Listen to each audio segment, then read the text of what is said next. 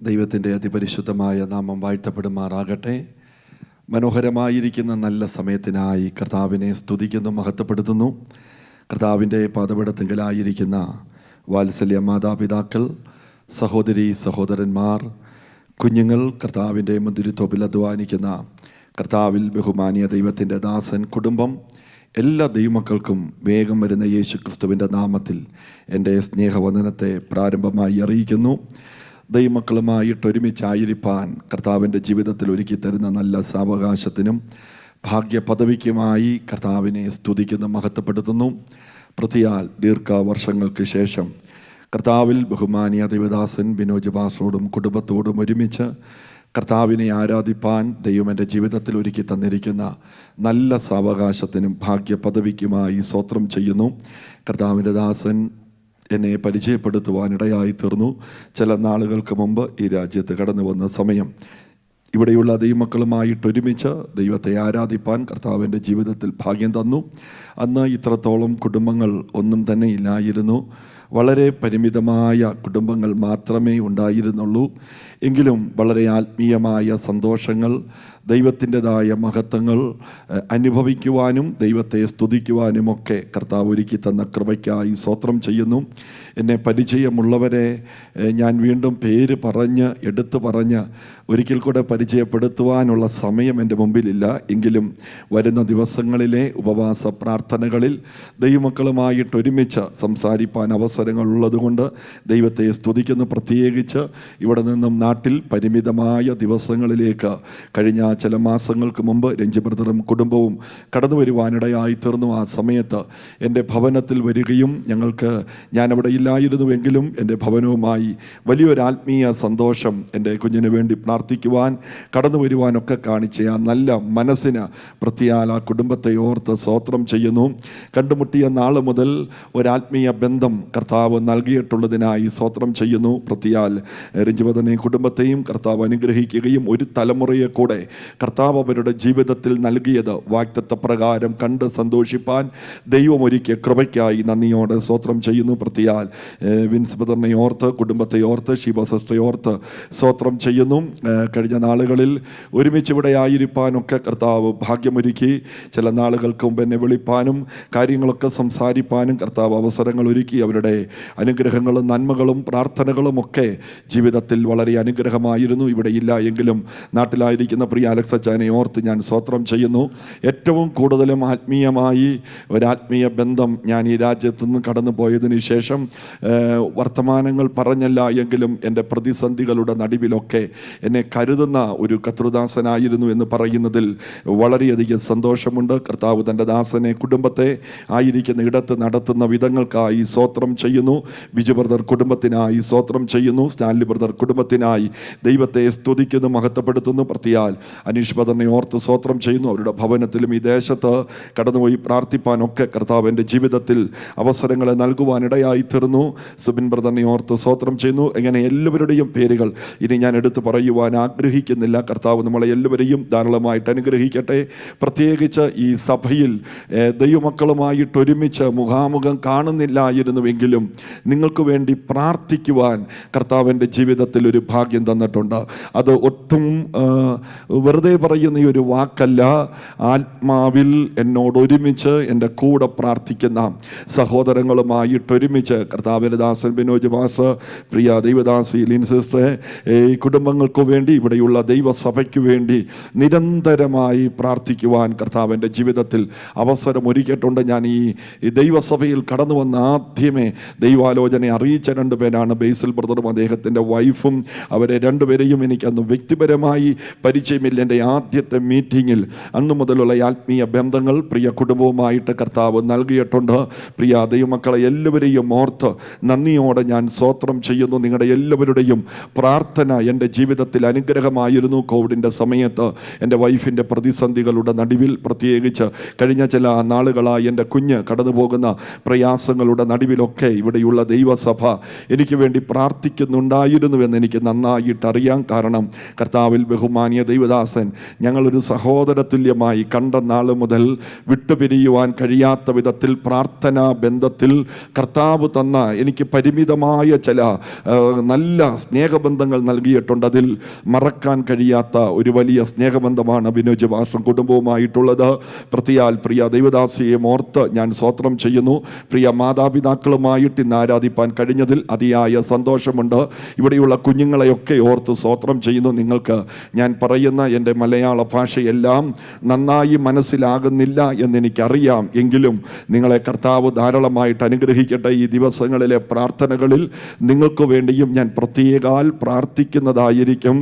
നിങ്ങളോടുള്ള ദൈവിക ശബ്ദങ്ങളൊക്കെ കർത്താവ് നിങ്ങളോട് ഇടപെടും.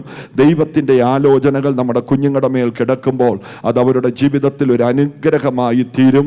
കർത്താവ് നിങ്ങളെയൊക്കെ ധാരാളമായിട്ട് അനുഗ്രഹിക്കട്ടെ. ദൈവമക്കളുടെ പ്രാർത്ഥനയെ ഞാൻ ചോദിക്കുന്നു. എല്ലാ ദൈവമക്കളും ഈ ദിവസങ്ങളിലെ ദൈവവചന ശുശ്രൂഷകളെ ഓർത്ത്, മുൻപോട്ടുള്ള എൻ്റെ ശുശ്രൂഷകളെ ഓർത്ത് പ്രത്യേകാൽ പ്രാർത്ഥിക്കണം. ദൈവമക്കളുടെ എല്ലാവരുടെയും പ്രാർത്ഥനയെ ചോദിക്കുന്നു. കർത്താവ് നമ്മളെ എല്ലാവരെയും ധാരാളമായിട്ട് അനുഗ്രഹിക്കട്ടെ. അല്പസമയത്തെ തിരുവചന ചിന്തയ്ക്കായി നമുക്ക് സുപരിചിതമായിരിക്കുന്ന ആവർത്തന പുസ്തകം 32-ാം അധ്യായം അതിൻ്റെ 9-ാം വാക്യം ഒരാൾക്ക് ശബ്ദമുയർത്തി വായിക്കാം.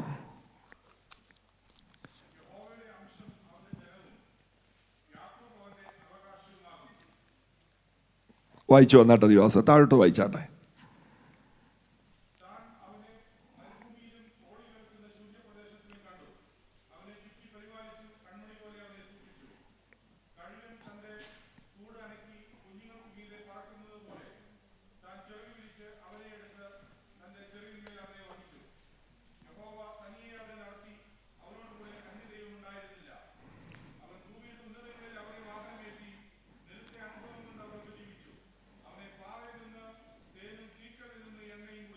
മതി. നമുക്ക് വളരെ സുപരിചിതമായിരിക്കുന്ന ഒരു വചനഭാഗമാണ് ഇവിടെ വായിച്ചു കേൾപ്പാനിടയായി തീർന്നിരിക്കുന്നത്.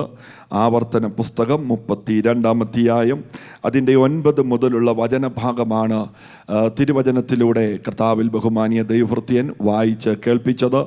ഇന്ന് പകലിൽ ദൈവമക്കളുമായിട്ട് ഞാൻ ഒരുമിച്ച് പങ്കുവയ്ക്കുവാൻ ആഗ്രഹിക്കുന്ന എൻ്റെ സന്ദേശവും തുടർന്നുള്ള ദിവസങ്ങളിലെ പലപ്പോഴായി ശുശ്രൂഷിക്കുന്ന സമയങ്ങളിൽ അതിലെ ഒരു പ്രധാന ഭാഗത്തിൽ നിന്നുകൂടെ തന്നെ സംസാരിപ്പാനാണ് ക്രിസ്തുവേശുവിൽ ഞാൻ ആഗ്രഹിക്കുന്നത്. വളരെ പ്രാർത്ഥനയോടെ ദൈവമക്കൾ ദൈവത്തിൻ്റെ പാദപീഠത്തിലായിരിക്കണം. ദൈവവചനം നമ്മൾ കേട്ടുകൊണ്ടിരിക്കുമ്പോൾ തന്നെ, ദൈവവചനം ശുശ്രൂഷിച്ചു കൊണ്ടിരിക്കുമ്പോൾ തന്നെ ദൈവത്തിൻ്റെ അനേക അത്ഭുതങ്ങളെക്കുറിച്ചും അടയാളങ്ങളെക്കുറിച്ചും നമുക്ക് കേൾക്കുവാൻ കഴിയും.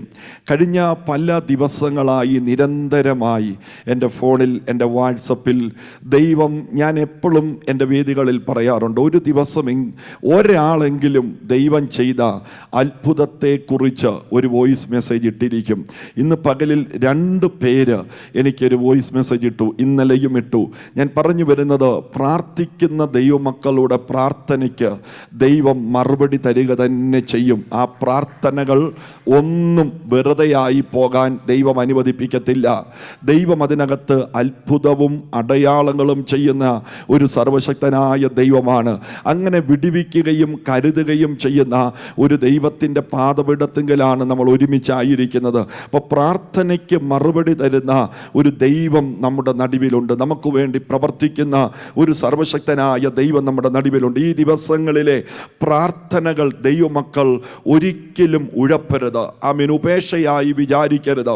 നിങ്ങളാലാവുവോളം ദൈവമക്കൾ ഈ ദിവസങ്ങളിലെ മീറ്റിങ്ങുകളിൽ കടന്നു വന്ന് ദൈവത്തിൻ്റെ കൃപ അനുഭവിക്കേണ്ടതിന് വേണ്ടി വളരെ പ്രാർത്ഥനയോടുകൂടെ ആയിരിക്കണം. പ്രത്യേകിച്ച് എടുത്തു പറയേണ്ട ഒരു പേരുണ്ട്. നാട്ടിൽ കടന്നു വന്നപ്പോൾ എന്നെ കാണുകയും സ്നേഹിക്കുകയും ചെയ്ത ലീല ആൻറ്റി ഓർത്ത് സ്തോത്രം ചെയ്യുന്നു. കുടുംബത്തെ ഓർത്ത് സ്തോത്രം ചെയ്യുന്നു. കുഞ്ഞുങ്ങളെ ഓർത്ത് സ്തോത്രം ചെയ്യുന്നു.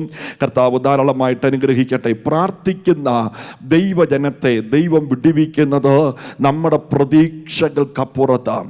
അനേക ദൈവ പ്രവൃത്തികൾ 25-ൽ പരം വർഷക്കാലമായി ആത്മീയ ശുശ്രൂഷയിലായിരിക്കാൻ കർത്താവിൻ്റെ ജീവിതത്തിൽ ഭാഗ്യമൊരുക്കിയത്.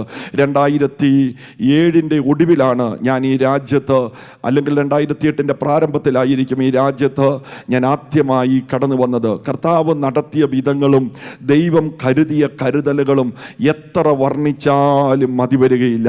ദൈവം നടത്തുന്നതെല്ലാം അത്ഭുതങ്ങളിലൂടെയാ.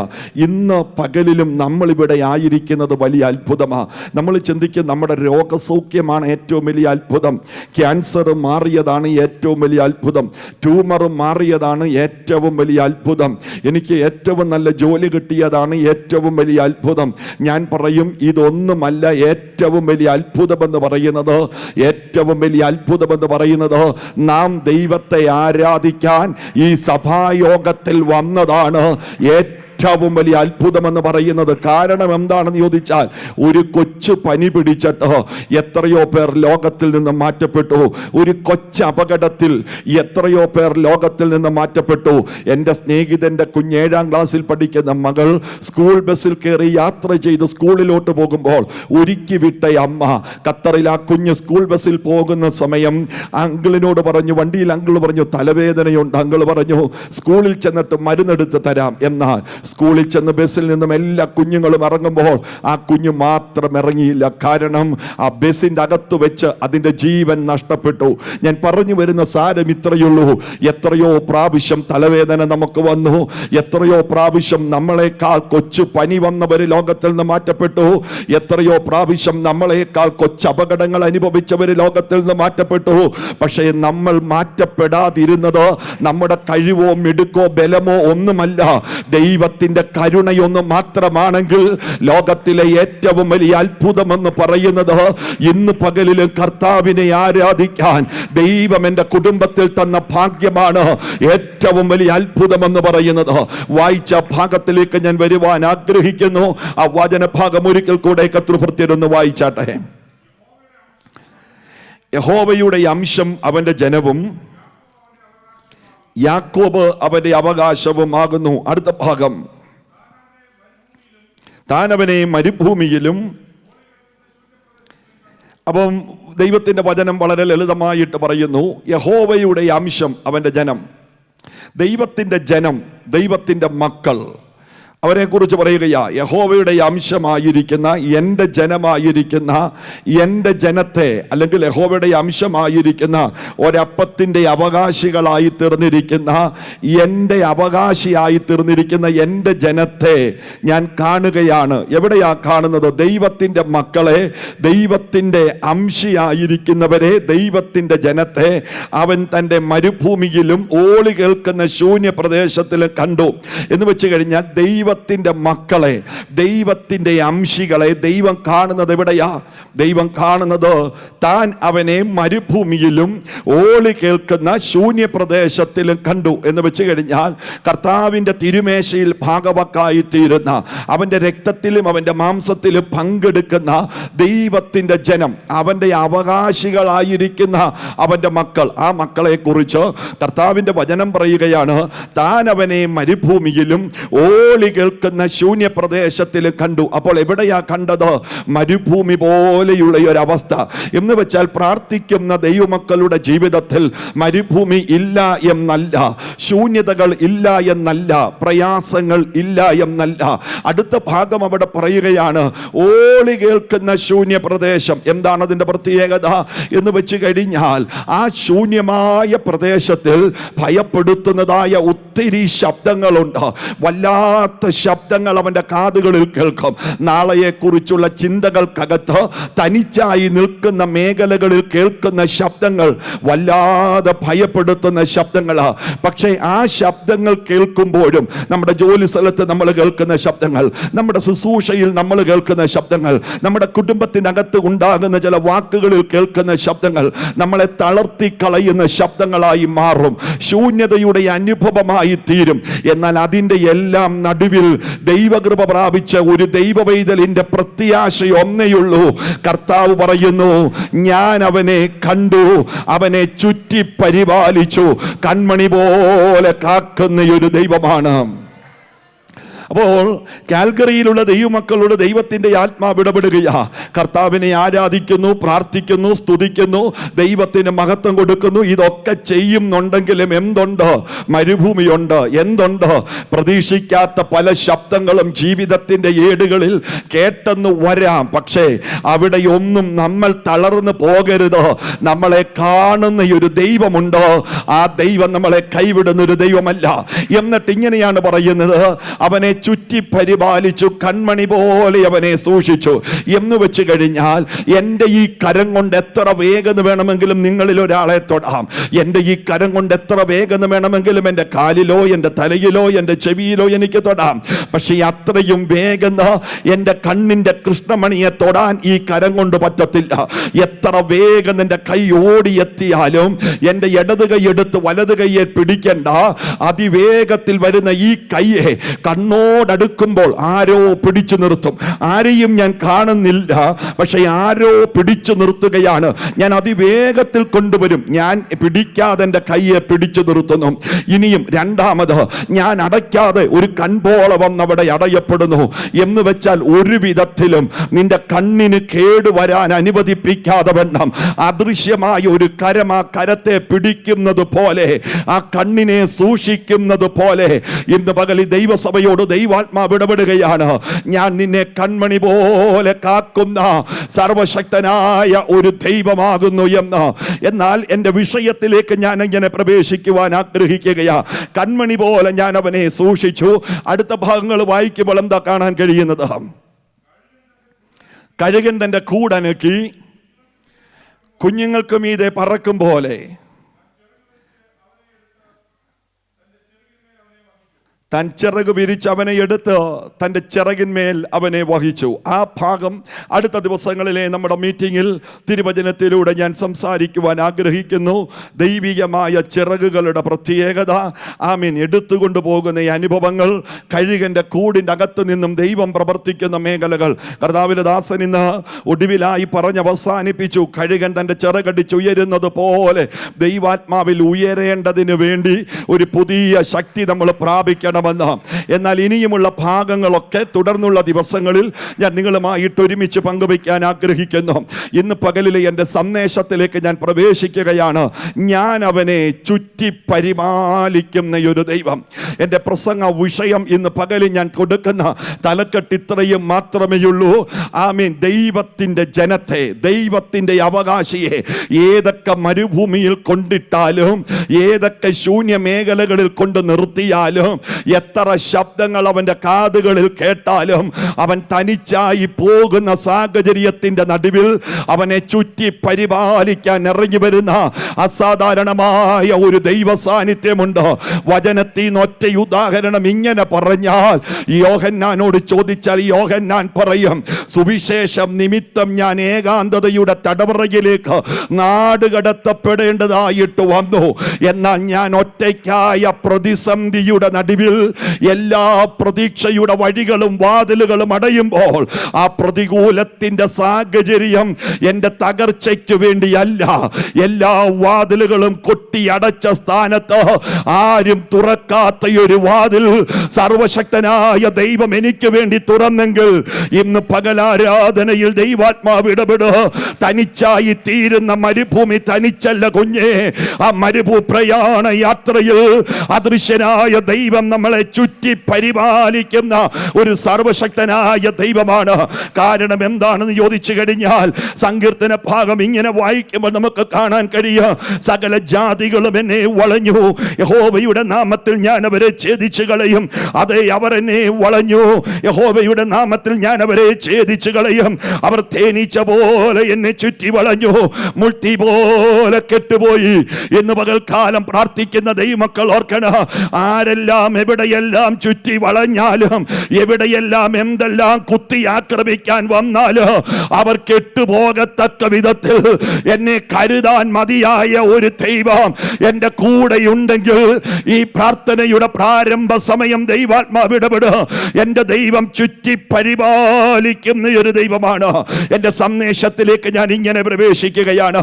ഒരു പ്രവചന ശബ്ദമാണ് ചുറ്റുക, കെട്ടുക, അഴിക്കുക എന്നൊക്കെ പറയുന്നത് ഒരു പ്രവാചക പ്രവാചക ശൈലിയാണ്. പ്രവാചകന്മാരുടെ ശൈലിക്കകത്ത് ബന്ധനങ്ങൾ അഴിക്കും, കെട്ടുകൾ അഴിക്കും, ചുറ്റലുകളുണ്ട്. അങ്ങനെയുള്ള നിരവധി പ്രതികൂലങ്ങൾക്ക് നടുവിൽ ആ കാര്യങ്ങളൊക്കെ അഴിക്കുന്നതിനെ കുറിച്ചും കെട്ടുന്നതിനെ കുറിച്ചും മാറ്റുന്നതിനെ കുറിച്ചും ഒക്കെ പറയാറുണ്ട്.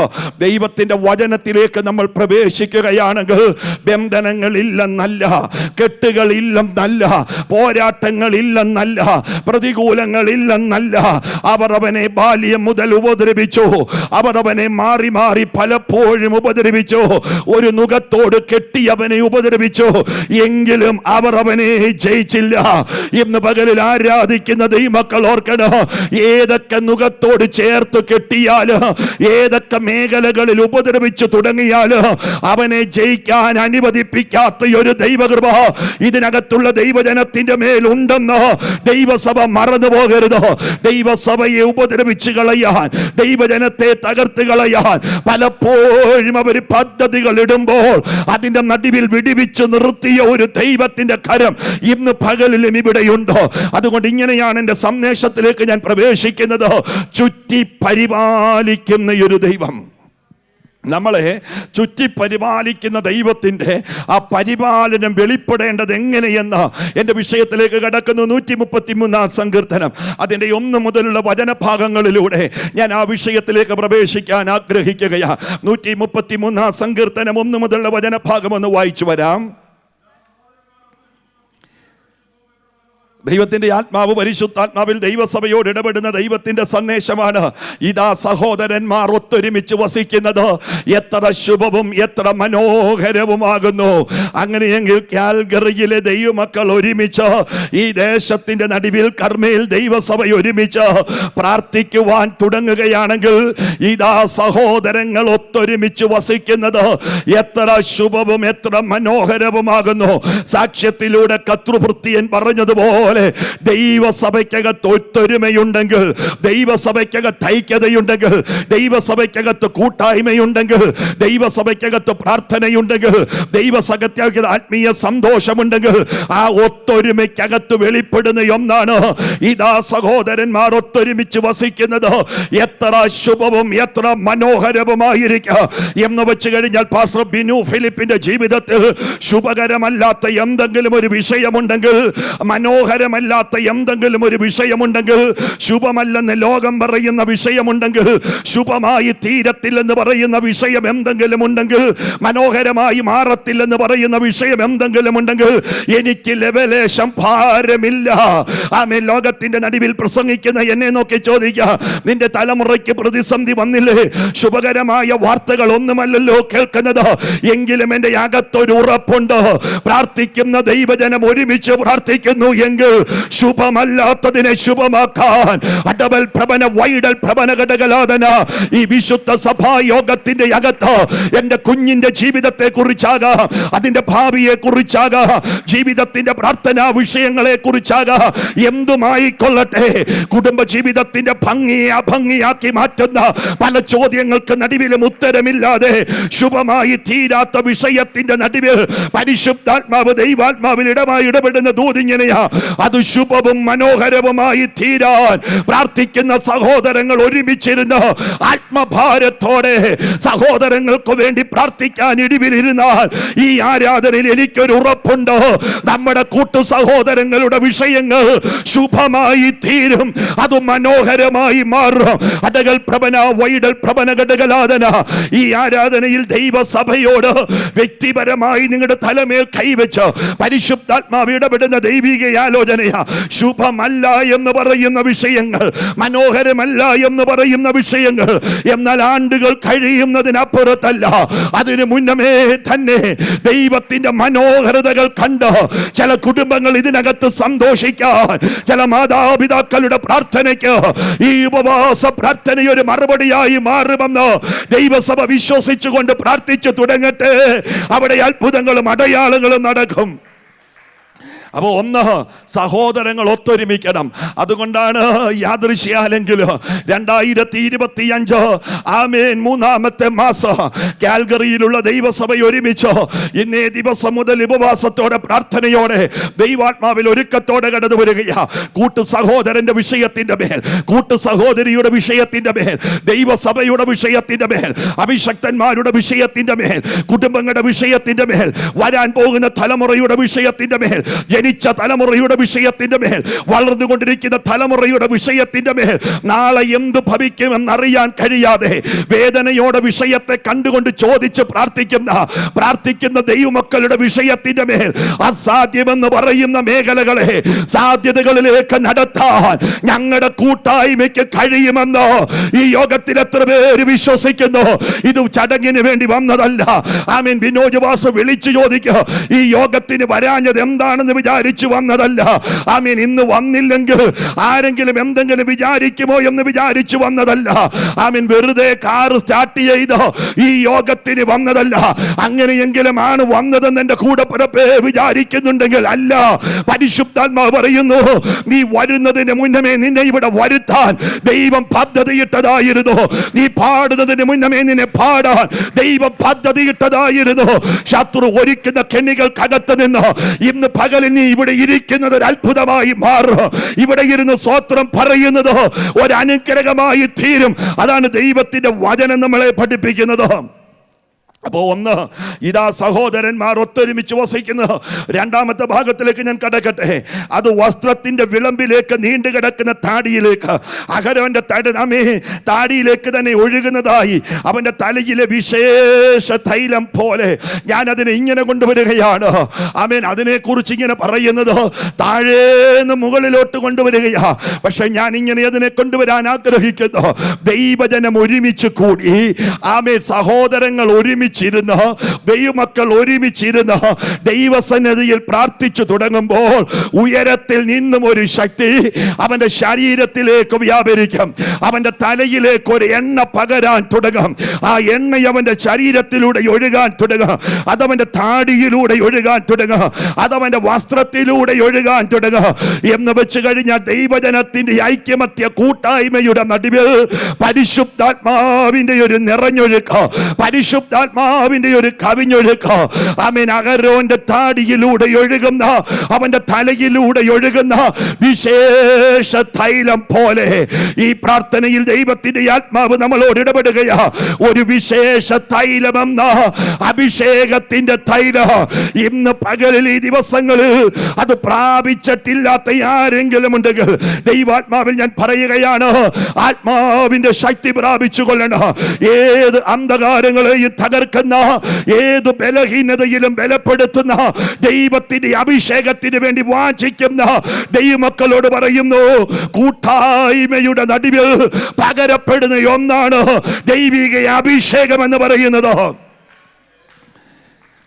നമ്മൾ അഭിഷേകത്തെ കുറ്റം പറയുന്നവരാകരുത്. നമ്മൾ അഭിഷേകത്തെ തള്ളി പറയുന്നവരാകരുത്. നമ്മൾ അഭിഷേകത്തെ വേണ്ട എന്ന് പറയുന്നവരാകരുത്.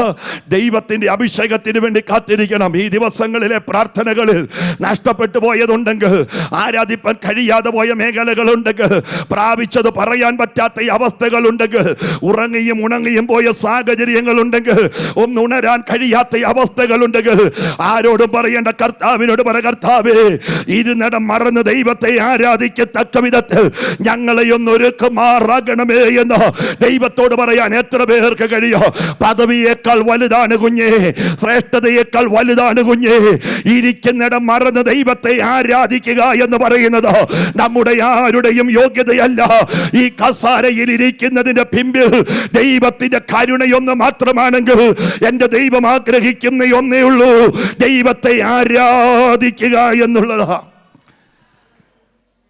ശക്തന്മാരായ തലങ്ങളിൽ ദൈവം ഉപയോഗിക്കുന്ന കർത്തൃദാസന്മാർ ഞങ്ങൾ ഒരുമിച്ചിരുന്ന് പ്രാർത്ഥിക്കുന്ന സമയങ്ങളിൽ ഞാൻ അത്ഭുതപ്പെട്ടിട്ടുണ്ട്. അവരാരാധിക്കുന്ന ആരാധന കാണുമ്പോൾ കൈകൊട്ട് നിർത്താൻ കഴിയാത്ത വിധത്തിൽ അന്യഭാഷയിൽ ദൈവത്തെ സ്തുതിക്കുന്നത് കാണുമ്പോൾ, ദൈവസന്നിധിയിലിരുന്ന് പാടുന്നത് കാണുമ്പോൾ, ദൈവാത്മാവ് ഇടപെടുന്നത് കാണുമ്പോൾ, ഇന്ന് പകലിൽ ഞാൻ ദൈവമക്കളുമായിട്ട് ഇടപെടുകയാ. ഈ ദിവസങ്ങളിലെ പ്രാർത്ഥനകളിൽ ഒന്നും പ്രാപിച്ചില്ല എന്നല്ല, ദൈവത്തിൽ നിന്ന് ചിലത് പ്രാപിച്ചെന്ന് പറയാൻ, ദൈവത്തിൽ നിന്ന് ചിലത് എനിക്ക് ലഭിച്ചെന്ന് പറയാൻ. ദൈവം എന്നെ ഒന്ന് പുതുക്കി, കൊഴിഞ്ഞു പോയ തൂവലുകൾ ദൈവം എനിക്ക് തന്നു, നഷ്ടപ്പെട്ടു പോയ ദൈവശക്തി എൻ്റെ മേൽ വന്നു. എൻ്റെ കാത്തിരിപ്പ് വെറുതെ ില്ല, എന്റെ പ്രാർത്ഥന വെറുതെയായില്ല. എന്നെ ഒരു പുതിയ ശക്തിയിലേക്ക്, എന്നെ ഒരു പുതിയ അഭിഷേകത്തിലേക്ക് ദൈവം എന്നെ ഉപയോഗിക്കുകയാണ്, ദൈവം എന്നെ നടത്തുകയാണ് എന്ന് ദൈവമക്കൾ ഒരുങ്ങാൻ വേണ്ടി എവിടെയോ ഉറങ്ങിപ്പോയ മേഖലകൾക്കകത്ത് നിന്ന് നമ്മയൊന്ന് സടകുടഞ്ഞെഴുന്നേൽപ്പിക്കാൻ ദൈവാത്മാവ് ആഗ്രഹിക്കുന്ന ദിനരാത്രങ്ങളാണ്. അത് പരിശുദ്ധാത്മാവിനോട് ഇടപെടുകയാണ്. അങ്ങനെയാണെങ്കിൽ ഒരു അഭിഷേകത്തിലേക്ക് നമ്മൾ വരണം. ചുറ്റിപ്പരിപാലിക്കുക എന്നുള്ളതാണ് നമ്മുടെ സന്ദേശം. 3-ാമത്തെ വാക്യത്തിലേക്ക് വരുമ്പോൾ, സിയോൻ പർവ്വതത്തിൽ പെയ്യുന്ന ഹെർമോനിയം മഞ്ഞ് പോലെയാകുന്നു, അവിടെയല്ലോ യഹോവ ശാശ്വതമായുള്ള ജീവൻ കൽപ്പിച്ചിരിക്കുന്നത്. അനുഗ്രഹവും ശാശ്വതമായിട്ടുള്ള ജീവനും കൽപ്പിച്ചിരിക്കുന്നത്. സഹോദരങ്ങൾ ഒത്തൊരുമിച്ച് വസിച്ചാൽ, പരിശുദ്ധാത്മാവ് വെളിപ്പെട്ടു തുടങ്ങിയാൽ പിന്നെ പ്രവർത്തിച്ചു തുടങ്ങുന്നത് എന്താണെന്ന വചനം പറയുന്നേ. സിയോൻ പർവ്വതത്തിൽ പെയ്യുന്ന ഹർമോനിയം മഞ്ഞു പോലെയാകുന്നു, അവിടെയല്ലോ യഹോവ അനുഗ്രഹവും ശാശ്വതമായുള്ള ജീവനും കൽപ്പിച്ചിരിക്കുന്നത്. എവിടെ? ഒത്തൊരുമിച്ച് വസിക്കാൻ തുടങ്ങിയ ഇടത്ത്, വെളിപ്പെട്ട ആരാധനയുടെ നടുവിൽ വെളിപ്പെടാതെ കിടന്ന ഒന്ന് ദൈവാത്മാവ് പുറപ്പെടുവിക്കാൻ തുടങ്ങി. അത് വെളിപ്പെട്ട് കഴിഞ്ഞപ്പോൾ വചനം പറയുന്നു, അവരുടെ നടുവിൽ അനുഗ്രഹവും ജീവനും വെളിപ്പെട്ടു. അനുഗ്രഹത്തിനെതിരെ, ജീവനെതിരെ പോരാടുന്ന ഒരു അന്ധകാര ശക്തിയുണ്ട്. ആ അന്ധകാര ശക്തിയെ ജയിക്കണമെങ്കിൽ സങ്കീർത്തനക്കാരൻ പറയുകയാ, അത് സാധാരണ അന്ധകാര ശക്തിയല്ല, ഹെർമോനിയ ശക്തിയാണ്. ആ ശക്തിക്കെതിരെ ജയമെടുക്കണമെന്നുണ്ടെങ്കിൽ ആദ്യമേ ഐക്യത വെളിപ്പെടണം. എന്ന് വെച്ചാൽ ഈ ഉപവാസ പ്രാർത്ഥനയുടെ പ്രാരംഭങ്ങളിലേക്ക് പ്രവേശിക്കുന്നതിന് മുമ്പ് എവിടെയെങ്കിലും ദൈവഹിതമല്ലാത്ത എന്തെങ്കിലും ഒരു വാക്കോ സംസാരമോ പ്രവൃത്തിയോ നോട്ടമോ ചിന്തയോ ജീവിതത്തിന്റെ ഏടുകളിൽ ഒരു മുള്ളായി കിടപ്പുമുണ്ടെങ്കിൽ ആ മുള്ളിനെ ആത്മാവിൽ പിഴുതുമാറ്റി ഒരുക്കത്തോടും ശുദ്ധീകരണത്തോടും ദൈവത്തെ ആരാധിച്ചു തുടങ്ങിയാൽ, ആരാധിച്ചു തുടങ്ങുന്ന ദൈവത്തിനോട് ദൈവാത്മാവ് ഇടപെടുകയാ. ജീവനെതിരെ പോരാടിയ, അനുഗ്രഹത്തിനെതിരെ പോരാടിക്കൊണ്ടിരിക്കുന്ന നിന്റെ വിഷയത്തിന്റെ മേൽ ജീവന്റെയും അനുഗ്രഹത്തിന്റെയും നന്മയെ വെളിപ്പെടുത്താൻ എൻ്റെ ദൈവം സർവശക്തനായ ദൈവമാ. ഈ ആലയത്തിന്റെ അകത്തിരിക്കുന്ന ദൈവമക്കളെ, നമ്മുടെ കുറവ് കൊണ്ട് മറ്റൊരുത്തന്റെ മേൽ വെളിപ്പെടേണ്ട ജീവന് തടസ്സമായി, മറ്റൊരുവന്റെ മേൽ വെളിപ്പെടേണ്ട ഈ അനുഗ്രഹത്തിന് തടസ്സമായി ഈ എന്തെങ്കിലും ഒന്ന് കിടപ്പമുണ്ടെങ്കിൽ ഇന്ന് പകലിൽ കർത്താവേ അങ്ങതൊന്ന് കഴുകുമാറണമേ എന്ന് പറഞ്ഞ് പ്രാർത്ഥിച്ചു തുടങ്ങുകയാണെങ്കിൽ പരിശുദ്ധാത്മാവ് നമ്മളോട് ഇടപെടുകയാ. അനുഗ്രഹത്തിന് വേണ്ടി പ്രാർത്ഥിക്കുന്ന വിഷയത്തിന്റെ മേൽ അനുഗ്രഹം പെയ്തിറങ്ങുക തന്നെ ചെയ്യുക. ജീവന് വേണ്ടി പ്രാർത്ഥിക്കുന്ന വിഷയത്തിന്റെ മേൽ ജീവന്റെ തുടിപ്പുകൾ ഉണ്ടാകുക തന്നെ ചെയ്യും. കാരണം എന്തെന്ന് ചോദിച്ചാൽ, പാസ്റ്റർ ബിനു ഫിലിപ്പല്ല പ്രാർത്ഥിച്ചു തുടങ്ങിയത്, കാൽഗറിയിലെ ദൈവജനം ഒരുമിച്ച് ദൈവത്തോട് നിലവിളിച്ചു തുടങ്ങുകയാണ്. എന്റെ സഹോദരങ്ങൾക്കെതിരെ, എന്റെ കുടുംബത്തിനെതിരെ, എന്റെ ആലയത്തിനെതിരെ എന്നോടൊപ്പം കൈയടിച്ച് കസാരയിൽ ഇരിക്കുന്ന ആ സഹോദരിയുടെ ശൂന്യ വിഷയത്തിനെതിരെ കർത്താവെ തടസ്സമായി കിടക്കുന്ന അന്ധകാരത്തെ ജയിക്കാനുള്ള ഒരഭിഷേകത്തിന്റെ ശക്തി മങ്ങിപ്പോയ ഇടത്തു നിന്നും തിരിച്ചു പ്രാപിച്ച്, ചടങ്ങിന്റെ ആരാധനയല്ല, നേരം പോക്കിന്റെ ആരാധനയല്ല, 12:30 ആശീർവാദമല്ല, രാജാതിരാജാവിന് കൊടുക്കുന്ന മഹത്വത്തിന്റെ ആരാധനയായി, അഖിലാണ്ടത്തിന്റെ സൃഷ്ടിതാവിനെ ആരാധിക്കുന്ന ഒരാരാധനയായി എന്നെയൊന്ന് മാറ്റണമേ എന്ന് പ്രാർത്ഥിക്കുന്നുവെങ്കിൽ ചില അനുഗ്രഹങ്ങളും ജീവനും ദൈവം ഇതിനകത്ത് പകരാൻ തുടങ്ങുകയാ. ഈ ഉപവാസ പ്രാർത്ഥനയിൽ ആ അനുഗ്രഹങ്ങൾ വെളിപ്പെടും, ആ ജീവനുകൾ വെളിപ്പെടും. പക്ഷേ അത് പെയ്യണമെന്നുണ്ടെങ്കിൽ ഇവിടെ വായിച്ച ഭാഗത്തിലേക്ക് ഞാൻ വരികയാണ്. സിയോൻ പർവ്വതത്തിൽ പെയ്യുന്ന ഹെർമോനിയം മഞ്ഞ് പോലെയാകുന്നു. എന്താണ് നമ്മളിവിടെ വായിച്ചത്? സിയോൻ പർവ്വതത്തിൽ പെയ്യുന്ന ഹെർമോനിയ മഞ്ഞ്. കാൽഗറിയിൽ മഞ്ഞു പെയ്തു, എഡ്മണ്ടനിലും മഞ്ഞ് പെയ്തു. എഡ്മണ്ടനിലെ നിവാസികൾ എഴുന്നേറ്റ് നിന്നിട്ട് പറയുമോ, കാൽഗറിയിൽ പെയ്ത മഞ്ഞ് എഡ്മണ്ടനിൽ പെയ്തെന്ന് പറയത്തില്ല. അവർ പറയും എഡ്മണ്ടനിൽ മഞ്ഞ് പെയ്തെന്ന്. കാൽഗറിയിൽ പെയ്ത മഞ്ഞ് ഇവിടെയുള്ള വീടുകളുടെ മുകളിലോ ഇവിടെയുള്ള റോഡുകളിലോ പെയ്ത് ചില ദിവസങ്ങൾ കൊണ്ട് ഉരുകി അത് ഇവിടേക്ക് തന്നെ വെള്ളമായി മാറും. എഡ്മണ്ടനിൽ പെയ്തത് എഡ്മണ്ടനിലാണ് കിടക്കുന്നത്, അല്ലാതെ കാൽഗറിയിൽ പെയ്ത മഞ്ഞല്ല എഡ്മണ്ടനിൽ പെയ്യുന്നത്. പക്ഷേ പ്രാർത്ഥിക്കുന്ന ദൈവമക്കൾക്കൊരു കാര്യം ഉറപ്പായി ഞാൻ പറയുന്നു, ഇവിടെ പെയ്യേണ്ടതിനെ ഇവിടെ പെയ്യിപ്പിക്കത്തില്ലെന്ന് പറയുമ്പോൾ, ഇവിടെ പെയ്യേണ്ട നന്മ എവിടെ പെയ്താലും അതിനെ അവിടെ നിന്നും ഇവിടെ തിരിച്ചു കൊണ്ടുവന്ന് പെയ്യിപ്പിക്കാൻ ഇന്ന് പകലിൽ നാം ആരാധിക്കുന്ന ദൈവം സർവശക്തനായ ദൈവമാണെന്ന് എത്ര പേര് ഈ ആരാധനയിൽ വിശ്വസിക്കുന്നു? സിയോൻ പർവ്വതത്തിൽ പെയ്യുന്ന ഹെർമോനിയം മഞ്ഞ് പോലെ സിയോന്റെ പ്രത്യേകത എന്താ? ആരാധനയുടെ ഇടമായ, പ്രാർത്ഥനയുടെ ഇടമായ, ദൈവ സാന്നിധ്യത്തിന്റെ ഇടമായ സിയോൻ പർവ്വതം. ഒന്നുകൂടെ കൂട്ടിച്ചേർത്ത് പറഞ്ഞാൽ, വിഭാഗവേദിയിൽ ആശീർവദിച്ച് അനുഗ്രഹിച്ചു പറയുമ്പോൾ അവസാന വാക്കുകളിൽ ഇങ്ങനെ പറയോ, സിയോനിൽ നിന്ന് ദൈവം നിന്നെ അനുഗ്രഹിക്കുമാറാകട്ടെ, സിയോനിൽ നിന്ന് ദൈവം നിന്നെ കാക്കുമാറാകട്ടെ. കാക്കുന്നവൻ വെളിപ്പെടുന്ന, അനുഗ്രഹം വെളിപ്പെടുന്ന, നന്മ വെളിപ്പെടുന്ന സിയോൻ പർവ്വത വചനത്തിന്റെ ആഴങ്ങളിലേക്ക് പിന്നെയും നാം ഇറങ്ങി വന്നാൽ നമുക്ക് ആധികാരികതയോടെ കാണാൻ കഴിയോ, സിയോനിൽ നിന്ന് വിടുവിക്കുന്നവൻ വരുന്നു. അങ്ങനെ വിടുവിക്കുന്നവൻ വരുന്നവൻ സിയോനിൽ നിന്നാണെങ്കിൽ വിടുതലിനെയും അനുഗ്രഹത്തെയും വെളിപ്പെടുത്തുന്ന സിയോൻ പർവ്വതത്തെ നിർത്തിക്കൊണ്ട് പറയുകയാ, സിയോൻ പർവ്വതത്തിൽ പെയ്യുന്ന ഹെർമോനിയം മഞ്ഞ് പോലെ. അപ്പോൾ ഈ മഞ്ഞ് പെയ്തത് സിയോനിലല്ല, പാസ്റ്റർ ബിനു ഫിലിപ്പിന്റെ വീട്ടിൽ പെയ്യേണ്ട മഞ്ഞ്, ആമേൻ, ഇവിടെ ഇരിക്കുന്ന ദൈവമക്കളുടെ വീട്ടിൽ പെയ്യേണ്ട മഞ്ഞ്, ആമേൻ, ബിനോജ് പാസ്റ്ററുടെ ജീവിതത്തിൽ പെയ്യേണ്ട മഞ്ഞ്, ഇതിനകത്തെ ചില കുടുംബങ്ങളിൽ പെയ്യേണ്ട മഞ്ഞ്, അത് പെയ്തത് എവിടെയാണെന്ന് ചോദിച്ചാൽ ഹെർമോനിയ പർവ്വതത്തിലാണ്. എന്താണ് സിയോൻ എന്ന് ഞാൻ പറഞ്ഞു.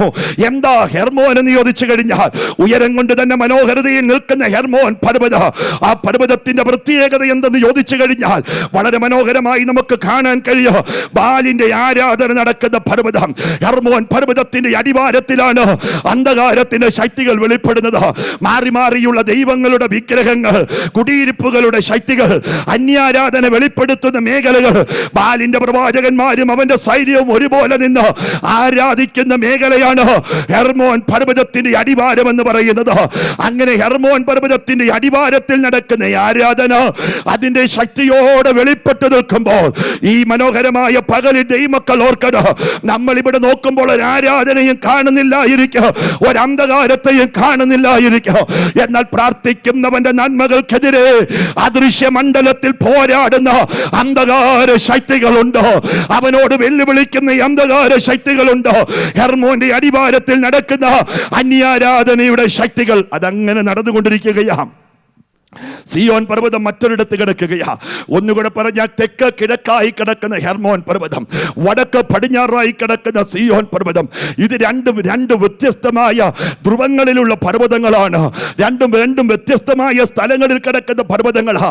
എന്നാൽ സിയോന്റെ അനുഗ്രഹമെന്ന മഞ്ഞ് സിയോനിലേക്ക് പെയ്തതിനു ശേഷം അനുഗ്രഹവും ജീവനും വെളിപ്പെടേണ്ട അനുഗ്രഹത്തിന്റെ മഞ്ഞിനെ, നന്മയുടെ മഞ്ഞിനെ, ഉയർച്ചയുടെ മഞ്ഞിനെ, സിയോനിൽ പെയ്യിപ്പിക്കാൻ അടിക്കുന്ന കാറ്റിനെ സിയോനിൽ പെയ്യിപ്പിക്കാതെ വണ്ണ ഹെർമോനിലേക്ക് കൊണ്ട് പെയ്യിപ്പിക്കുകയാ.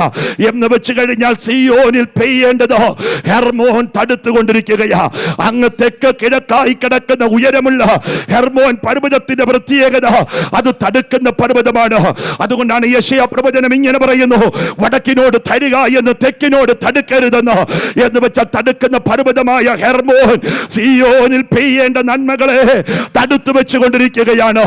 ഈ വിശുദ്ധ ഞായറാഴ്ചയിൽ പരിശുദ്ധാത്മാവ് എന്നിലൂടെ ദൈവജനത്തോട് കൈമാറുന്ന ദൈവിക ദൂത്, അടവൽ പ്രവനഘടക, വൈഡൽ പ്രവനഘടക, എന്റെ വീട്ടിൽ, എന്റെ കുടുംബത്തിൽ, എന്റെ ജീവിതത്തിൽ, എന്റെ സഭയിൽ, എന്റെ മക്കളിൽ, എന്റെ കുടുംബ ജീവിതത്തിൽ അനുഗ്രഹത്തിന്റെയും ജീവന്റെയും മഞ്ഞ് പെയ്തിറങ്ങേണ്ടതിനെ വീഴിപ്പിക്കത്തില്ലെന്ന് പറഞ്ഞ് ഒരു പർവ്വതം മാറി നിന്ന് തടുത്തുകൊണ്ടിരിക്കുകയാണെങ്കിൽ പരിശുദ്ധാത്മാവിൽ ദൈവാത്മാവ് ഇടപെടുകയാ. ശത്രു തടുത്തു വയ്ക്കുന്നതിനെ തിരിച്ചു പിടിക്കുന്ന ഒരു പകൽ ഇടപെടലായി ഈ ആരാധന മാറാൻ തുടങ്ങുകയാ. എത്ര ദൈവമക്കൾ എന്നോട് ചേർന്ന് വിശ്വസിക്കുക, എവിടെയൊക്കെ ആരൊക്കെ തടുത്താലോ ഇന്ന് പകലിൽ തടുക്കുന്നതിനെ തിരിച്ചു പിടിക്കാൻ ഞങ്ങളുടെ സഭായോഗത്തിന് കഴിയോ? ഇതിനകത്ത് പ്രാർത്ഥിച്ച പല കുടുംബങ്ങളുടെയും വിഷയങ്ങൾ, പ്രാർത്ഥിച്ചു കൊണ്ടിരിക്കുന്ന വിഷയങ്ങൾ അർത്ഥൽ പ്രവന അറികതലഘടക വൈഡൽക്കവന ആണ്ട് പലത് കഴിഞ്ഞിട്ടോ എവിടെയൊക്കെയോ തടുത്തു വെച്ച് പല മറുപടികൾ കാണിക്കാതെ വേണ്ട ദൈവസഭയ്ക്കെതിരെ, കുടുംബത്തിനെതിരെ, തലമുറയ്ക്കെതിരെ, ഭാവിക്കെതിരെ പോരാടുമ്പോൾ ഈ ആരാധനയിൽ ദൈവാത്മാവ് ഇടപെടുകയാ. അവൻ തടുത്തതിനെ നിന്റെ മേൽ പെയ്യിപ്പിക്കുന്ന ഒരു മഴയായി ഈ ദൂത് ചില കുടുംബങ്ങളിൽ വെളിപ്പെട്ടു തുടങ്ങുമാറകണമേ. പരിശുദ്ധാത്മാവിൽ ദൈവാത്മാവിൽ ഇടപെടുകയാണ്. പലരുടെയും വഴികളെ തടുത്ത, പലരുടെയും നന്മകളെ തടുത്ത, പലരുടെയും ഉറവകളെ തടുത്ത, പലരുടെയും ജീവനുകളെ തടുത്ത അടവൽ പ്രവനം രഗതം വൈഡൽ പ്രവന റിഗതല വൈഡൽ കമന ആമേ ശത്രുവായവൻ ജയമെടുത്തുകൊണ്ട് നിൽക്കുമ്പോൾ പ്രാർത്ഥിക്കുന്ന ദൈവസഭയോട് ദൈവാത്മാവ് ഇടപെടുകയാ. ഈ ദിവസങ്ങളിലെ പ്രാർത്ഥനയുടെ മറുപടിയായി ആലയത്തിനകത്ത് അനേക കുടുംബങ്ങൾ എഴുന്നേറ്റ് ശത്രു തടുത്തതിനെ ദൈവം എന്റെ മേൽ തിരിച്ചു പെയ്യിപ്പിച്ചു എന്ന് പറയത്തക്ക വിധത്തിൽ ചില അടയാളങ്ങൾ വ്യക്തിപരമായി ചില വ്യക്തികളിൽ വെളിപ്പെടുന്നു എന്ന് ദൈവത്തിന്റെ ആലോചന ഇടപെടുകയാ. ഹല്ലേലൂയ, നന്ദിയോടെ ദൈവത്തിന് സ്തോത്രം ചെയ്യുകയാ. പരിശുദ്ധാത്മാവ് നമ്മളോട് ഇടപെടുന്ന ദൈവത്തിൻ്റെ ശബ്ദമാണ്. ഈ ഉപവാസ പ്രാർത്ഥനയിൽ എന്നോട് ചേർന്ന് പ്രാർത്ഥിക്കുന്ന ദൈവമക്കൾ പറയണം, എന്നും തടുത്തു വയ്ക്കാൻ ഹെർമോന് പറ്റത്തില്ല, എന്നും തടുത്തു വയ്ക്കാൻ എൻ്റെ ദൈവം അനുവദിപ്പിക്കത്തില്ല. ആമേൻ. ആരുടെയെങ്കിലുമൊക്കെ കണ്ണുനീര് കണ്ടിട്ടായിരിക്കും ദൈവത്തിൻ്റെ ആത്മാവ് കർത്താവിൻ്റെ ദാസനോട് ഒരു ഉപവാസം പ്രസിദ്ധപ്പെടുത്താൻ പറഞ്ഞത്. അത് ഏത് കുടുംബത്തിന് വേണ്ടിയായിരിക്കുമെന്ന് നമുക്കറിയത്തില്ല, അത് ആർക്കൊക്കെ ആയിരിക്കുമെന്ന് എനിക്കറിയത്തില്ല, അതിന് എനിക്ക് വേണ്ടി ആയിരിക്കുമോ എന്ന് എനിക്കറിയത്തില്ല. പക്ഷെ എന്നോട് കർത്താവ് ഇടപെടുകയാ. സീയോൻ പർവ്വതത്തിൽ പെയ്യേണ്ട നന്മയെ ഹെർമോൻ പർവ്വതം തടഞ്ഞിട്ടുണ്ടെങ്കിൽ തടഞ്ഞവന്റെ അടുത്തു നിന്നും അതിനെ തിരിച്ചു കൊണ്ടുവന്ന സീയോനിൽ പെയ്യിപ്പിക്കുന്ന ഒരു അഭിഷേകം ഈ ദിവസങ്ങളിൽ ഈ സഭായോഗത്തിനകത്തുകൂടെ ഇടപെടുകയാ. ദൈവാത്മാവ് തിരിച്ചു പെയ്യിപ്പിക്കുക. അത് വീടുകൾക്കകത്ത് വെളിപ്പെടും. ആ വീട്ടിൽ ജീവൻ ഉണ്ടാകും, ആ വീട്ടിൽ അനുഗ്രഹം ഉണ്ടാകും, ആ വീട്ടിൽ നഷ്ടപ്പെട്ടത് മടങ്ങി വരും, ആ വീട്ടിൽ നഷ്ടപ്പെട്ട സന്തോഷം മടങ്ങി വരും. അത് തകരാനല്ല, അത് തളരാനല്ല, അത് ഉയർച്ച തന്നെ പ്രാപിക്കുമെന്ന് ദൈവത്തിന്റെ ദൂതനപ്പെടുകയാ. ഹല്ലേലൂയ. അപ്പോൾ ഒരു സൈഡിൽ തടുത്തു വെച്ചതിനെ, തടഞ്ഞു വെച്ചതിനെ പ്രാർത്ഥിക്കുന്ന ദൈവമക്കൾ പറഞ്ഞു, സീയോൻ പർവ്വതത്തിൽ പെയ്യുന്ന ഹെർമോനിയ മഞ്ഞ് പോലെ. അപ്പം ഹെർമോൻ ഇത് മുഴുവൻ തടുത്തിട്ടു. മഞ്ഞ് വീണ് ഹെർമോൻ മലമുകളിൽ എൻ്റെ നന്മകൾ മുഴുവൻ ഉറഞ്ഞിരിക്കുകയാ. ഇനി അത് കോരിക്കൊണ്ട് വരാൻ പറ്റുമോ? ഒരു വണ്ടിയായിട്ട് പോയിട്ട് എടുത്തോണ്ട് വരാൻ പറ്റുമോ? അവർ സമ്മതിക്കത്തില്ല. പോകണ്ട. എവിടെയൊക്കെ ആരൊക്കെ തടഞ്ഞാലും പോവണ്ട. പരിശുദ്ധാത്മാവ് ഇടപെടും. ദൈവകൃപ നിന്റെ മേലുണ്ടെങ്കിൽ, അഭിഷേകം നമ്മുടെ മേലുണ്ടെങ്കിൽ തടഞ്ഞതിനെ തുറക്കാൻ ദൈവം ഒരു കാറ്റടിപ്പിക്കും. ദൈവത്തിൻ്റെ ആലോചന പരിശുദ്ധാത്മാവിൽ ഇടപെടുകയാണ്. ഒരു കാറ്റ് ദൈവം കുഞ്ഞെ നിനക്ക് വേണ്ടി അടുപ്പിക്കുന്നു. ആദ്യം ഇരിക്കുന്ന മകളോട് ദൈവാത്മാവിൽ ഇടപെടുകയാ.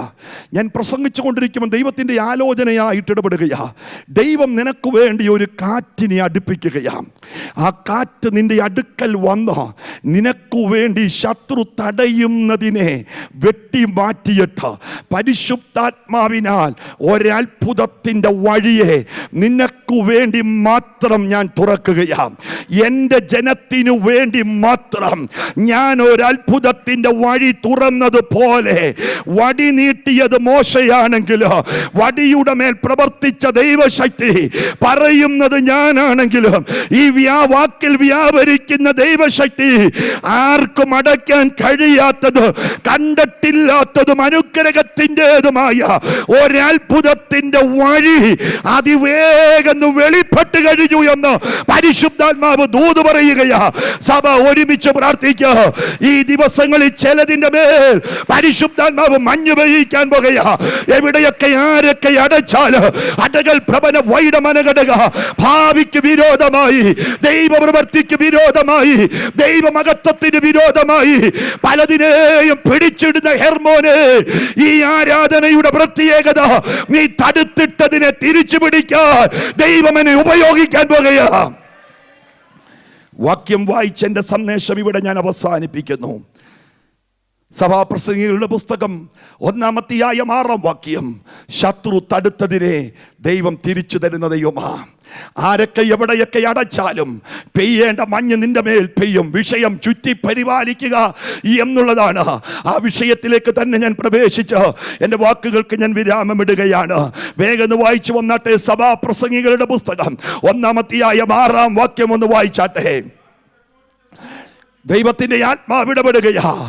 അങ്ങ് തെക്ക് കിടക്കുന്ന ഹെർമോന്, നീ എത്ര ഉയർന്നു നിൽക്കുന്ന മലയാണെങ്കിലും ഞങ്ങൾക്ക് വിഷയമല്ല.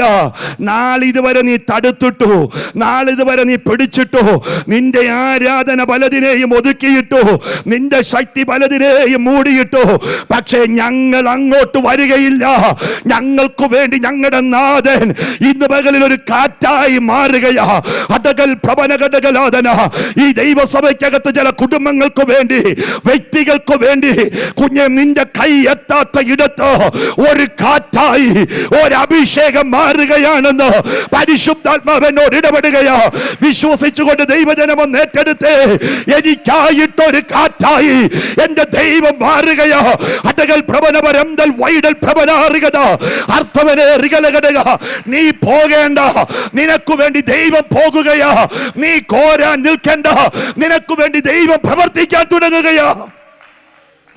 കാറ്റ് തെക്കോട്ട് എന്ന്, എന്തേ കിഴക്കോട്ട് പോകാഞ്ഞത്, എന്തേ പടിഞ്ഞാറോട്ട് പോകാഞ്ഞത്? പോകത്തില്ല. നാളിതുവരെയായി എൻ്റെ നന്മകളെ തടുത്തിട്ടിരിക്കുന്ന ഹെർമോൻ പർവ്വതമേ, നീ തടുത്തത് തെക്ക് കിടക്കുന്ന പർവ്വതമാണെങ്കിൽ തടുത്തവന്റെ വീട്ടിലോട്ട് തന്നെ പരിശുദ്ധാത്മാവെന്ന കാറ്റ് ചെല്ലു. ദൈവജനത്തിനെതിരെ, കുടുംബങ്ങൾക്കെതിരെ അന്ധകാരത്തിന്റെ അസൂയയോടുകൂടെ സാത്താന്യ ശക്തി പലതിനെയും തടുത്തിടുമ്പോൾ അന്ധകാരത്തിന്റെ ആത്മാവിനെ മാറ്റുന്ന ഒരു കാറ്റ് ഞങ്ങൾക്ക് വേണ്ടി അടിക്കണം. ഈ യോഗത്തിനകത്തെ പരിശുദ്ധാത്മാവിന്റെ ഏറ്റവും വലിയ പ്രത്യേകത, നോട്ടത്തിന്റെ നടുവിലും വാക്കുകൾക്ക് നടുവിലും ഉയർച്ചകളെ തളർത്തിക്കളയാൻ പല രൂപത്തിലും ഭാവത്തിലും പിശാച് പലതിനെയും അടച്ച് ഇല്ലാതാക്കി കളയാൻ നോക്കുമ്പോൾ ഇന്ന് പകലിൽ ദൈവത്തിന്റെ ആത്മാവ് നിങ്ങളുടെ തലമേൽ കൈവച്ചുകൊണ്ട് പറയുന്നു, ഞാൻ നിങ്ങൾക്ക് വേണ്ടി ഒരു കാറ്റായി മാറും. ഐഷൽ പ്രവനഘടകലാദന വൈഡൽ പ്രവനഘടകലാദന. കാറ്റ് തെക്കോട്ട് ചെന്ന്, എന്നിട്ട് വചനം പറയുന്നു അത് വടക്കോട്ട് തിരിഞ്ഞു. കിടക്കുന്നത്, ആമേൻ, സിയോൻ പർവ്വതം കിടക്കുന്നത് വടക്ക. കാറ്റ് കിഴക്കോട്ട് തിരിഞ്ഞില്ല, കാറ്റ് പടിഞ്ഞാറോട്ട് തിരിഞ്ഞില്ല. പാസ്റ്റർ ബിനു ഫിലിപ്പിന്റെ വീട്ടിൽ വരേണ്ട നന്മകളെ ആരൊക്കെ എവിടെയൊക്കെ തടഞ്ഞിട്ടാലും എൻ്റെ തലമേൽ വീഴേണ്ട ജീവനെ, എൻ്റെ വീട്ടിൽ വെളിപ്പെടേണ്ട അനുഗ്രഹത്തെ എവിടെ തടയുന്നുവോ തടയുന്നവന്റെ വീട്ടിൽ ചെന്ന് കാറ്റ് തിരിച്ചിട്ട് എൻ്റെ അടുക്കലോട്ട് തന്നെ അതിനെ മടക്കിക്കൊണ്ട് വരുന്നത് പോലെ ഈ സഭായോഗത്തിന്റെ അകത്ത് ദൈവാത്മാവ് ഇടപെടുകയാ. ദിവസങ്ങൾ കഴിയുന്നതിനുള്ളിൽ നിന്റെ വീടിന്റെ അകത്ത് ചില നന്മകളെ മടക്കി കൊണ്ടുവന്ന് ഒരത്ഭുതകരമായ ഒരു സാക്ഷ്യം വെളിപ്പെടുകയാണെന്ന് ഈ പകലിൽ ഇടപെടുകയാ. അധികാരത്തോടുകൂടെ ഞങ്ങളത് വിശ്വാസത്താൽ ഏറ്റെടുക്കുകയാ. കാറ്റ് തെക്കോട്ട് ചെന്ന് വടക്കോട്ട് തിരിഞ്ഞു. പിന്നെ എന്താ വായിക്കുന്നത്? ഒന്ന് വായിച്ചാട്ടെ.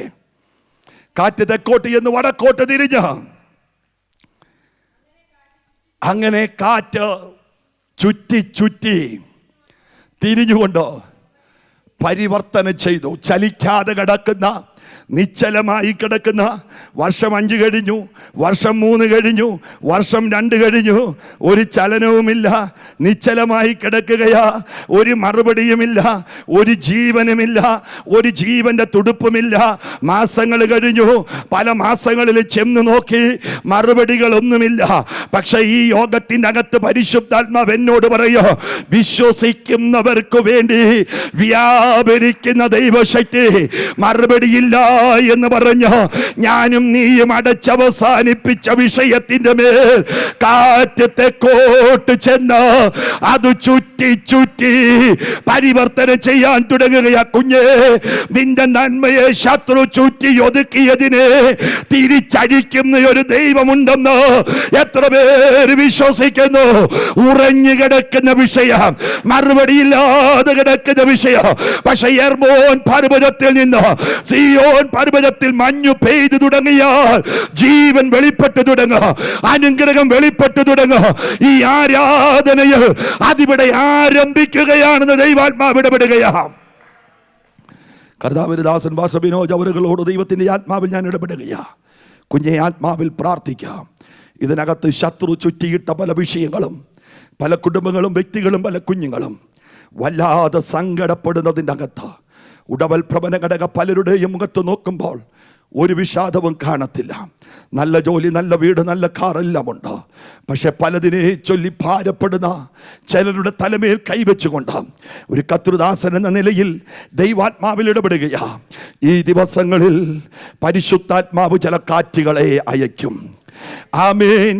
ജീവനെതിരെ പോരാടി നിൽക്കുന്ന, അനുഗ്രഹത്തിനെതിരെ പോരാടി നിൽക്കുന്ന, ഭാവിക്കെതിരെ പോരാടി നിൽക്കുന്ന ഹാർമോണിയ ശക്തികൾക്കെതിരെ ദൈവത്തിന്റെ ആത്മാവ് തന്നെ ഒരു കാറ്റിനെ അടിപ്പിച്ച് അതിനെ ചുറ്റി ചുറ്റി പരിപാലിച്ച് അതിനെ അവിടെ നിന്നും ഇളക്കി അത് സിയോനിൽ പെയ്യിപ്പിച്ച് ഒരനുഗ്രഹം വെളിപ്പെടുത്തുന്നത് പോലെ ഇന്ന് പകലിൽ ഈ ദൈവസഭയ്ക്കകത്ത് ചില പ്രാർത്ഥനയ്ക്കകത്തേക്ക് പരിശുദ്ധാത്മാവ് ജലത്തിനെ പെയ്യിപ്പിക്കുകയാ. നമ്മുടെ കണ്ണുകളെ അടയ്ക്കാം. മരുഭൂമിയിലാണ് നീ നിൽക്കുന്നത്, മരുഭൂമിയിലാണ് നീ നിൽക്കുന്നത്, ശൂന്യതയിലാണ് നിൽക്കുന്നത്. ഒരു പ്രതീക്ഷയുമില്ലാത്ത മരുഭൂമി, മുമ്പിൽ ഒരു മറുപടിയുമില്ല, ശൂന്യതയാ. പക്ഷേ ഈ യോഗത്തിൽ ദൈവത്തിൻ്റെ ആത്മാവ് പറയുന്നു, ഞാൻ നിന്നെ ചുറ്റി പരിപാലിക്കാൻ പോകുകയാ. ഹടവൽ പ്രവന ഘടക നിന്റെ നന്മയെ ചുറ്റിവെച്ച ഇടത്ത് നിന്ന്, നിന്റെ നന്മയെ തടുത്തു വെച്ച ഇടത്ത് നിന്ന് വടക്കിനോട് തരിക എന്നും തെക്കിനോട് തടുക്കരുതെന്നും അധികാരത്തോടെ യെശയ്യാവ് കൽപ്പിച്ചതുപോലെ ഇന്ന് പകല് ദൈവസഭയാകുന്ന ഞങ്ങൾ ഒരുമിച്ച് കൽപ്പിക്കുകയാ. എൻ്റെ കുഞ്ഞുങ്ങൾക്കെതിരെ, എൻ്റെ കുടുംബത്തിനെതിരെ, എൻ്റെ സഭയ്ക്കെതിരെ, എൻ്റെ വ്യക്തികൾക്കെതിരെ, മാതാപിതാക്കൾക്കെതിരെ, ദൈവമക്കൾക്കെതിരെ, ദൈവജനത്തിനെതിരെ, സഹോദരി സഹോദരങ്ങൾക്കെതിരെ ആത്മാവിൽ ഞങ്ങൾ പ്രാർത്ഥിക്കുകയാ. നാളുകളായി തടുത്തു വെച്ച വിഷയത്തിന്റെ മേൽ ചുറ്റിപ്പരിപാലിക്കുന്ന ദൈവം ഒരു കാറ്റിനെ അവിടെ കയ്യിപ്പിക്കട്ടെ, ഒരു കാറ്റ് അവിടേക്ക് ചെല്ലട്ടെ. പരിവർത്തനമില്ലാത്ത വിഷയങ്ങൾ പരിവർത്തനമുണ്ടാകട്ടെ. ചലിക്കാത്തതിൻ്റെ മേൽ, ജീവനില്ലാത്തതിൻ്റെ മേൽ പരിശുദ്ധാത്മാവിൽ ഇടപെടുകയാണ്. മറുപടിയില്ല, മറുപടിയില്ല എന്ന് പറഞ്ഞ് ചില നാളുകളായി പ്രാർത്ഥിച്ചു. ഞാൻ വിശ്വാസത്തോടെ പറയുന്നു, ഈ ഉപവാസ പ്രാർത്ഥന കഴിഞ്ഞ് മാസങ്ങൾ കഴിയും മുമ്പ് തന്നെ നിങ്ങൾ അനേകം മറുപടികൾ കേൾക്കും. കെട്ടുകഥയല്ല, കടങ്കഥയല്ല, വെറും വാക്കല്ല. പരിശുദ്ധാത്മാവിൽ ഞാൻ ഇടപെടുകയാണ്. ചെങ്കടലിനെ പിളർക്കാൻ എൻ്റെ ദൈവത്തിന് കഴിയുമെങ്കിൽ നിനക്ക് വേണ്ടി ഒരു കൊച്ചു വഴി തുറക്കാൻ എൻ്റെ ദൈവത്തിന് കഴിയത്തില്ലയോ? കഴിയും, കഴിയും, കഴിയും. പക്ഷേ ആ വഴിയെ തടഞ്ഞ, ആ ഭാവിയെ തടഞ്ഞ ഹാർമോണിയ ശക്തികൾ, അടവൽ പ്രവന ഘടക, വൈഡൽ പ്രവന ഘടകലാദന, ചില വീടിനകത്ത് പ്രാർത്ഥനകൾ വെളിപ്പെടട്ടെ, ആരാധനകൾ വെളിപ്പെടട്ടെ. മുടങ്ങിപ്പോയ പ്രാർത്ഥനകൾ, അടഞ്ഞുപോയ ആരാധനകൾ, കെട്ടുപോയ വിളക്കുകൾ, കരിന്തിരി പോലെ കത്തുന്ന ചില വിഷയങ്ങൾ ഇന്ന് പകല് ദൈവാത്മാവ് ഇടപെടുകയാ. എണ്ണയൊന്ന് പകരാൻ നമ്മളൊന്ന് ഉണരോ. സ്വർഗീയ പിതാവേ, അങ്ങ് ചുറ്റിപ്പരിപാലിക്കാൻ കൂടെയുണ്ട്. ആരാധിക്കാൻ, ഒരുമിച്ച് നിൽക്കാൻ ദൈവസഭ എഴുന്നേൽക്കുകയാണെങ്കിൽ ഈ ദിവസങ്ങളിൽ ഒരുമിച്ച് ദൈവജനത്തിൻ്റെ പ്രാർത്ഥനയുടെ നടുവിൽ അഭിഷേകത്തിൻ്റെ ശക്തി പെയ്യത്തില്ലെന്ന് പറഞ്ഞ മഞ്ഞിനെ തിരിച്ച് സിയോനിൽ പെയ്യിപ്പിച്ചതുപോലെ ഇതിനകത്ത് പെയ്യിപ്പിക്കുന്നതിനായി സ്തോത്രം. കർത്താവ് അങ്ങനെ ചെയ്തതിനായി സ്തോത്രം. തുടർന്നുള്ള ശുശ്രൂഷകൾ അനുഗ്രഹമാക്കി തീർക്കും. യേശു കർത്താവിൻ നാമത്തിൽ തന്നെ കർത്താവ് നമ്മളെ എല്ലാവരെയും അനുഗ്രഹിക്കട്ടെ. സന്തോഷമുള്ള ദൈവമക്കൾ നിങ്ങളുടെ കരങ്ങൾ ഉയർത്തി കർത്താവിനെ ഒന്ന് സ്തുതിച്ചാട്ടെ. ഹല്ലേലൂയ. എനിക്ക് സമയം അനുവദിച്ചെന്ന കർത്തൃഭൃത്യനുള്ള നന്ദി അറിയിക്കുന്നു. കർത്താവ് അനുഗ്രഹിക്കട്ടെ. Praise the Lord. Hallelujah. Thank